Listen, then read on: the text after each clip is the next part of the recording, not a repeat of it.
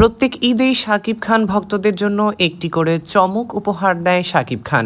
এবার ঈদেও তার ব্যতিক্রম হচ্ছে না। বিস্তারিত জানতে হলে ভিডিওটি না টেনে সম্পূর্ণ দেখতে থাকুন। যারা আমার চ্যানেল এবং পেজটিতে নতুন তারা অবশ্যই লাইক এবং কমেন্ট করে পাশে থাকুন। শাকিব খান এবং ইদিকা পালকে নিয়ে এর আগে বাংলাদেশে একরকম সিনেমা হলগুলোতে যে পরিমাণ ব্যবসা হয়েছে তারই ধারাবাহিকতায় এবারও সিনেমা হল মালিকেরা অপেক্ষা করে রয়েছে কবে মুক্তি পাবে সিনেমা বরবাদ। ইতিমধ্যে সামাজিক যোগাযোগ মাধ্যম ইউটিউব এবং ফেসবুকে বরবাদ সিনেমার টিজার এবং একটি গান মুক্তি পেয়েছে। গানটি দ্বিধা শিরোনামে এবং গানটি গেয়েছে প্রীতম হাসান। ইতিমধ্যে গানটি ইউটিউবের ট্রেন্ডিংয়ে রয়েছে এবং টিজার দেখেও দর্শক বৃন্দরা অপেক্ষা করে রয়েছে কবে সিনেমা হলে গিয়ে সিনেমাটি দেখতে পারবে। বরবাদ সিনেমাতে দেখা যাবে শাকিব খান একজন বড়লোকের ছেলে এবং সে ড্রাগ অ্যাডিক্টেড।